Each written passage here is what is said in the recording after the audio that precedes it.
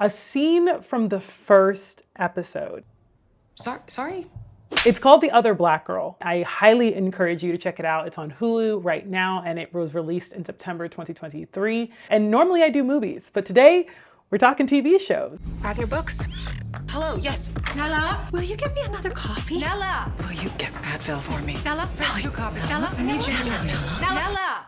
So The Other Black Girl is a show that follows an ambitious editorial assistant, Nella Rogers, as she navigates being the only Black person at a major publishing house. When another young Black woman is hired in a similar role, Nella hopes the two will bond, but it's not quite what it seems, as Nella spirals out and discovers something sinister is going on with the company. And I just thought that this show has really fresh, really unique concept. It's actually based off a book by Zakiya Dalila Harris, and yet still feels very grounded in this kind of surrealism, suspense, and horror that has been made popular by Jordan Peele of Get Out fame. We're kind of introduced to Nella as this character in episode 1, and we're also introduced to Hazel, who ends up being the other Black girl that gets hired at Wagner Books, the major publishing house. It really touches on a couple of different problems, or I should say it touches off a couple of different challenges that many of us who have been in corporate spaces can kind of understand, especially being a person of color. Colin Franklin, needles and pens. I want your thoughts. Oh, right now? Yes, right now. And as always, don't hold back. This character, Chartricia, the only Black character, is problematic. Oh, say more. Well, I can appreciate that Colin wants to represent the opioid epidemic through a diverse perspective. Diversity matters. Sure, but Colin has written an idea of a person that somehow also manages to hit on every harmful stereotype. I mean, a baby daddy whose name she doesn't know, literally 0 friends who aren't crack addicts, and her name. And all of this coming from a white author, I just think that a lot of Black readers are gonna find her unsatisfying. Wow. And I think many of us, especially as women, especially as Black women that have been in these spaces of work, especially in corporate work where we're really not surrounded by a ton of people that look like us, we know this very well. We know the code switching that comes with being in these spaces and not saying exactly what you mean or exactly how you feel at any given moment because you might offend certain sensibilities. Black culture is very much steeped in directness and saying what you think. And a lot of times in corporate spaces, it's often run in this very passive aggressive or sidestep sort of way. But a lot of times what's being said or what's being insinuated is don't be the angry Black woman, right? Don't come across aggressive, quote unquote. And I think this is really steeped in this idea that when Black women are passionate or when we speak in a certain way that is very direct and doesn't mince words, we're often seen as hostile. Whereas if someone else were to do that, if a man were to do that, if someone white were to do that, it wouldn't be seen as hostile, it would just be seen as direct. And so this is the stereotype that we're playing off of in this entire scene. And I think what I really appreciate about this is that we get this in the beginning of this, or the middle of the episode, where she's saying, part of excelling is being diplomatic. She tells that to Nella. And then we learn, throughout the course of the episode that Nella really struggles with the amount of times that she has to hold her tongue. She also shares with Hazel, there's this camaraderie of just having someone else who gets it. And that's really why I think the tension of this episode and the tension of the start of this series is so strong, because there is this constant balancing act of what can I say and not get fired?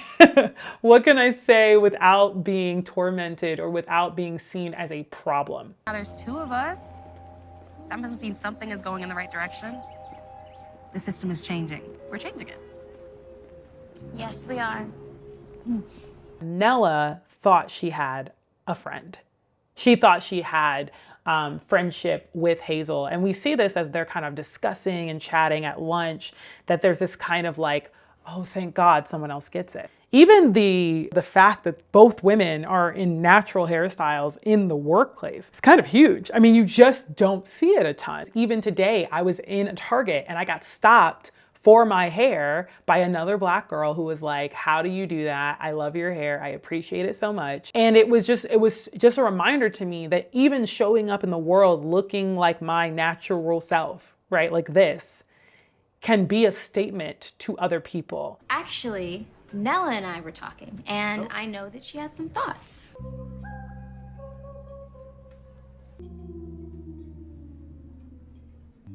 I just have to say that Chartricia is problematic. She hits on a lot of harmful stereotypes for Black people, and it's dangerous. She's dangerous. I really liked the book.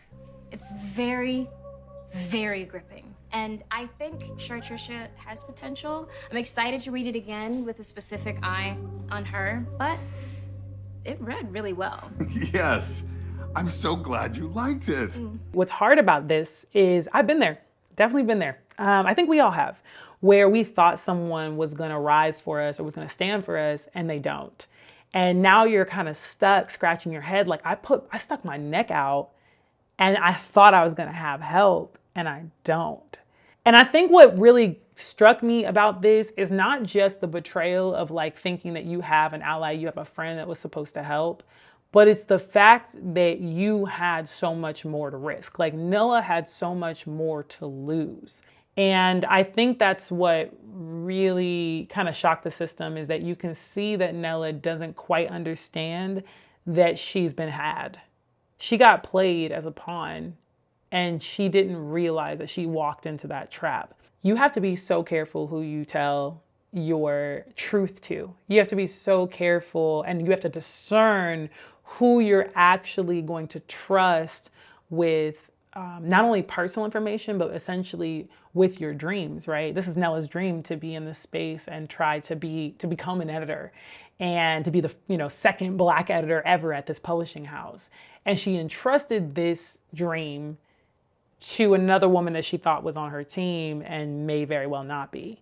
And this happens a lot. I think this goes to my challenge number 3, which is that Hazel knew that Nella was desperate for validation and desperate for empowerment, and she exploited that. And what I mean by desperate for empowerment is like what Hazel saw in Nella was not only a deep need for support, because she is the only Black girl, or was the only Black girl in this workspace, but for that ethical, like, hey, my moral compass is rubbing up against what they're asking me to do. The more practice you get at being honest about your, what you're aligned with and what you're not, the easier it becomes to say no and to make those stands. But when you're in the beginnings of your career, or you feel like you're in the throes of kind of climbing that ladder, so to speak, every step you feel like is calculated. Every step or misstep could take you so much further off the path. What's really powerful, again, with the whole confrontation with the author and the way that Hazel just swoops in and kind of takes Nella's thunder, there, I think, is a deep need for Nella, at least, to decide, like, what do I do from here? Do I trust anyone ever again? Do I just get really hardcore and bitter and resentful of anybody that is in my space? Do I look at other Black people or Black women as competition from now on? These are all things that I think coming down the pike. And again, if you watch, the full series is on Hulu, so you could, skip ahead and see the end and everything. But here is where I think they've established a really strong worldview without preaching at the audience or like making them trying to teach a lesson per se. It's a strength of the author's writing to really explore this dynamic. In fact, she says, there's a quote that she says, I really wanted to look at how this world affected these 2 Black women and how they interacted with one another and what they said to one another and what they felt comfortable doing when people were watching. And of course there's code switching, right? But it's not just that. We really change ourselves. It's the fact that it's exposing, and maybe just for me, I'll speak for myself. It's exposing the fact that I have been in this situation before. I've been in this place where I'm looking at the mirror and I don't recognize myself. I've changed little micro pieces of myself. I've tried to appeal or appease to a certain gaze, and not even just white people or the corporate America system, but I've changed to try to make people more comfortable with me. I've changed to try to, make my hair look a certain way, right? Or my curl pattern look a certain way, or my, just trying to grasp at what do people need to see me as. And of course, I've left all that behind many years ago, but I think about who that girl was, where she was someone trying to fit into a certain mold or trying to get the attention of a certain type of people. What I think the other Black girl explores in the first episode is how you changing yourself or relying on people who have not earned your trust, have not earned your bond, can be dangerous. And you have to consider that.